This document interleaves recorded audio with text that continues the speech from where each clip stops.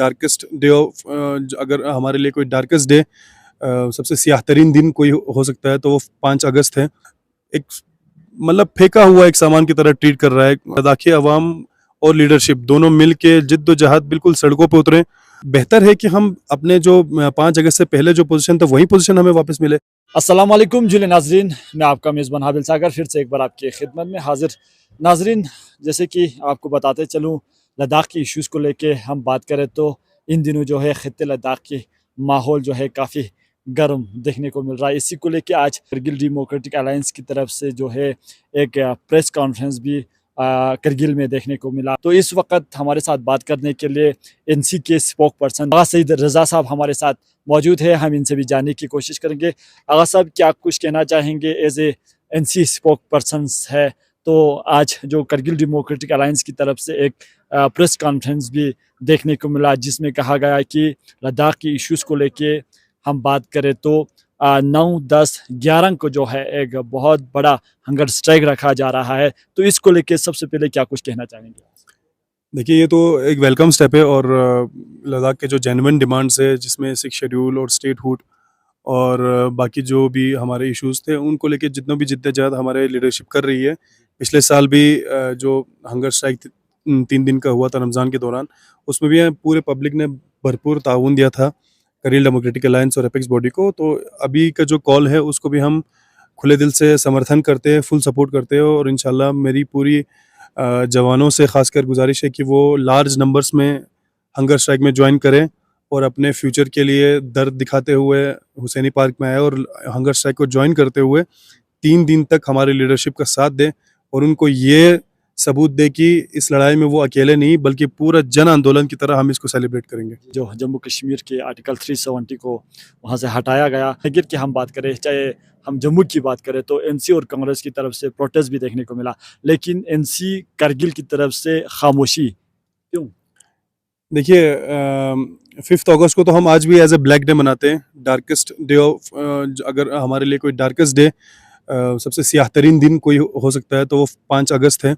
उस दिन के बाद ही जम्मू कश्मीर और लद्दाख की जो फ्यूचर है वो तहस नहस किया गया सेंट्रल गवर्नमेंट के थ्रू और उस दिन के बाद से ही इस पूरे रीजन में जम्मू कश्मीर और लद्दाख में एक अनरेस्ट का माहौल आपको देखने को मिल रहा है पिछले 6 साल से। तो उस दिन को तो हम कभी सेलिब्रेट नहीं कर सकते, वो हमारे लिए स्याह तरीन दिन हमेशा से रहेगा। और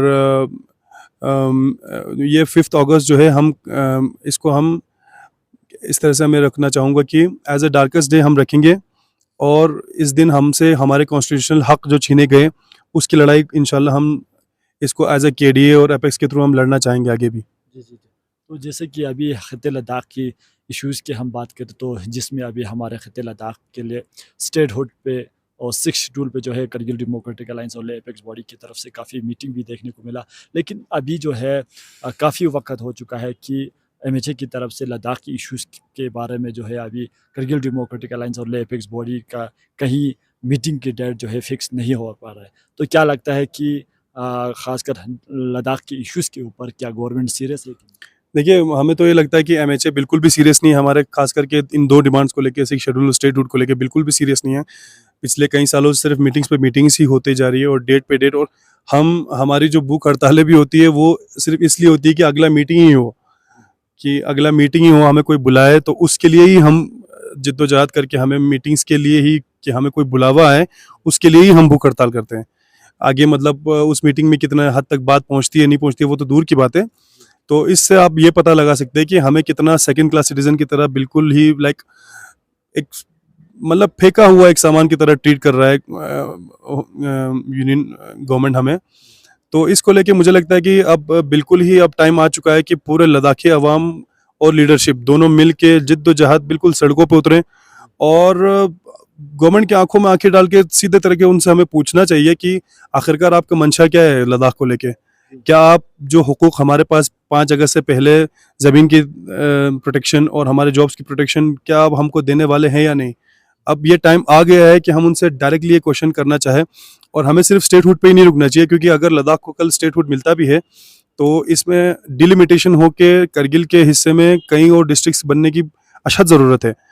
क्योंकि अगर मौजूदा सेटअप में हमें स्टेटहुड मिलता है, तो उसमें तो हमारे पास 2-3 डिस्ट्रिक्ट कम है, तो फिर से करगिल की हिस्सेदारी इसमें कम हुई, तो ये कोई बराबरी का स्टेटहुड नहीं होगा फिर, तो मेजोरिटी स्टेक्स फिर से लेह के पास रहेगा। तो हम चाहते हैं कि अगर करगिल डेमोक्रेटिक अलायंस और एपेक्स बॉडी इसमें दोनों हिस्सेदार बराबर के हिस्सेदार है, तो इनको बराबर के हिस्सों में तकसीम करके डिलिमिटेशन करके फिर स्टेटहुड मिले। तो आगा साहब इस पे क्या कुछ कहना चाहेंगे? जैसे कि कल भी सजाद कारगिल की तरफ से भी ये सुनने को आया कि अगर जो है खिते लद्दाख को स्टेट मिलता है तो ये अच्छी बात है, अगर गवर्नमेंट जो है इसको लेके सीरियस नहीं है तो फिर से रिमैच जम्मू कश्मीर के साथ होना चाहिए। तो इस पे क्या कुछ कहना है आप? जी बिल्कुल, वो तो एक वाजिब ये है बात है, मतलब वो तो उसमें कोई दो राय नहीं है कि अगर गवर्नमेंट ऑफ इंडिया बिल्कुल भी इस चीज़ में अपना दिलचस्पी नहीं दिखाती है कि लद्दाख को अलग स्टेटहुड दिया जाए, तो हमें स्टेट तो चाहिए ही चाहिए। तो बेहतर है कि हम अपने जो 5 अगस्त से पहले जो पोजीशन था वही पोजीशन हमें वापस मिले, चाहे आप यूटी विद लेजिस्लेचर दो या विदाउट लेजिस्लेचर दो।